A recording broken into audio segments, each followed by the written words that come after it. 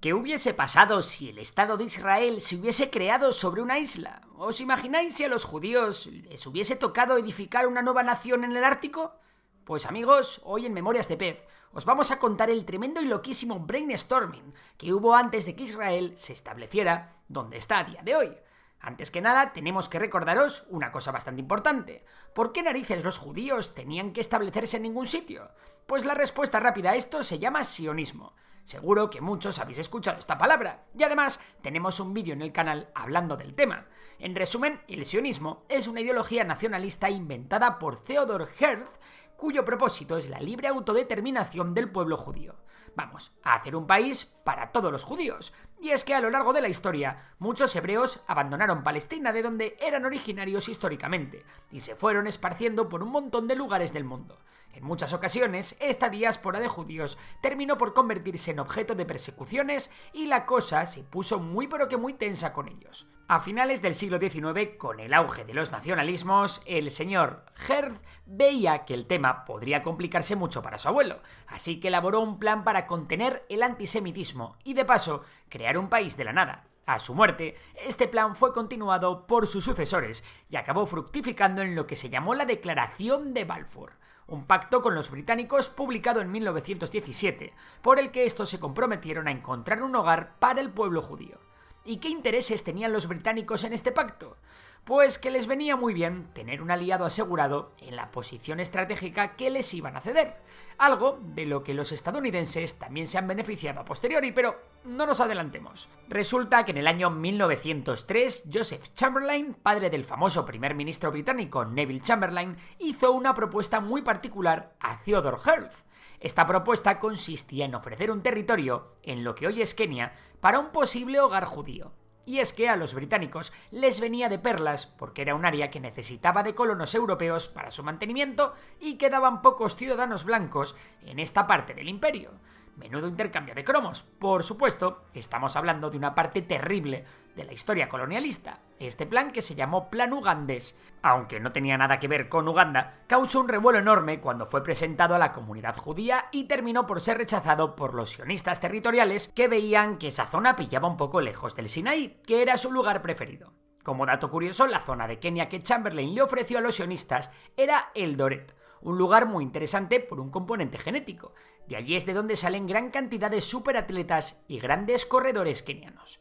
Otro lugar que pasó por la cabeza de Theodor Herzl y que de hecho describe en su libro Der Judestaat como uno de los lugares más ricos de la tierra fue Argentina. Y sí, desde luego la Biblia no dice nada del país de las milanesas en sus textos, pero a finales del siglo XIX muchos judíos se refugiaron allí, concretamente en Santa Fe. La comunidad judía creció enormemente y el sionismo veía en Argentina un lugar en el que el antisemitismo europeo aún no había calado. Por supuesto, si Kenia pillaba lejos de las tierras del libro, Argentina mucho más, así que la cosa tampoco llegó a convencer. Eso sí, a día de hoy Argentina es el quinto país con más judíos del mundo y el que más judíos tiene de Latinoamérica. Y llevamos un buen rato hablando de judíos y antisemitismo y todavía no hemos nombrado a Hitler. Un récord, ¿verdad? Pues ¿sabéis quiénes fueron también antisemitas? Los bolcheviques. Sin embargo, tras haber quemado unas cuantas sinagogas y haberse cargado a otros tantos rabinos, la Unión Soviética en su primera década de vida decidió redimirse de esto y mejorar sus relaciones con los judíos. Y es que en su día la Unión Soviética fue la nación del mundo que albergó a más judíos. La presencia de judíos fue especialmente relevante en la frontera occidental, en las zonas industriales del sur de Ucrania y Crimea. Para ganarse el control de estas áreas, los soviéticos promocionaron a los judíos y se persiguió el antisemitismo, haciendo que varios miles de judíos soviéticos e incluso extranjeros se mudasen a un nuevo hogar socialista judío.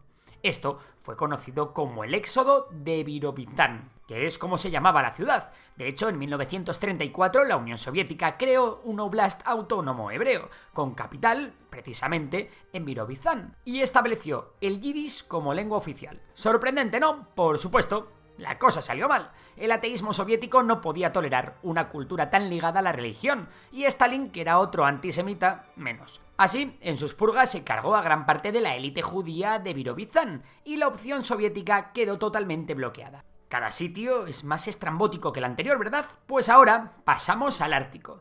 2 semanas después de la noche de los cristales rotos, con toda la tensión antisemita por las nubes, el secretario de Interior de la administración Roosevelt lo vio clarísimo. Por aquel entonces, Alaska no era un estado de los Estados Unidos, pero sí era un territorio estadounidense. Como esto de ser un estado o un territorio es un poco extraño, os recomendamos que visitéis nuestro vídeo en el que explicamos la organización territorial de Estados Unidos. Pues bien, gracias a ser un territorio, Alaska tenía permitido sobrepasar la cuota de entrada de inmigrantes impuesta legalmente. Por otra parte, a Estados Unidos le venía muy bien la mano de obra para explotar los recursos naturales de un territorio tan inhóspito y con una demografía tan pobre. Por supuesto, todo esto quedó en el tintero, ni siquiera fue una propuesta formal hacia los colectivos sionistas, ya que fue rechazada en una primera instancia por el gobernador de Alaska. La cosa se pone aún más interesante con otro de los lugares de los que hoy vamos a hablar, Madagascar. Esta idea no surgió precisamente de los judíos, sino del antisemitismo y de la Alemania nazi. Como la migración de los judíos a los países fronterizos con Alemania era un problema bastante grande justo antes de la Segunda Guerra Mundial, el ministro de Exteriores francés, Georges Bonnet, y el germano von Ribbentrop debatieron la idea de reasentar en Madagascar a los 10.000 judíos refugiados en Francia. Recordemos que Madagascar era francesa. Con el estallido de la guerra y el terrible acelerón que pegó el antisemitismo con la solución final, los nazis llegaron a aprobar un plan en el que Francia obligaba a ceder Madagascar a Alemania para convertirla en una especie de isla de concentración, un absoluto estado policial para los judíos controlado directamente por las SS. Si ya parecía bastante horrible el destino de los judíos, tomó un cariz mucho peor cuando el plan pasó de la deportación masiva al genocidio. Es importante contaros que mientras que todas estas propuestas se iban poniendo sobre la mesa y los territorios de lo que hoy es Palestina estaban controlados por el mandato británico, la inmigración de judíos a Palestina crecía año tras año, algo que se volvió exponencial con el final de la Segunda Guerra Mundial. Así, decenas de miles de judíos se llevaban sus maletas a la verdadera tierra prometida, que había sido ya descrita en la Torá, una tierra que, por otra parte, estaba habitada por una población con su propia cultura y religión particular. Otro destino isleño hipotético que se planteó para el pueblo hebreo fue Chipre. Esta isla era de los pocos destinos que sí que tenían una proximidad notable a la región de Palestina. El problema con Chipre fue que, para los judíos sionistas, era un lugar de paso para llegar al levante mediterráneo. Tras la Segunda Guerra Mundial, los británicos tuvieron que restringir de forma severa la inmigración de judíos a Palestina. Pues para que veáis cómo era lo de Chipre, resulta que entre 1946 y 1949 alrededor de 50.000 judíos fueron retenidos por los británicos en campos de concentración esperando su oportunidad para llegar a Palestina. Otros lugares que se llegaron a proponer para el Estado judío fueron Kimberley, en Australia, Prusia Oriental o la Guayana Británica. Imaginaos cómo habría sido si Israel hubiese acabado en cualquier lugar de los que os hemos contado. Para finalizar, la conclusión que podemos sacar de todo esto es que desde el primer momento el sionismo siempre tuvo claro dónde quería acabar.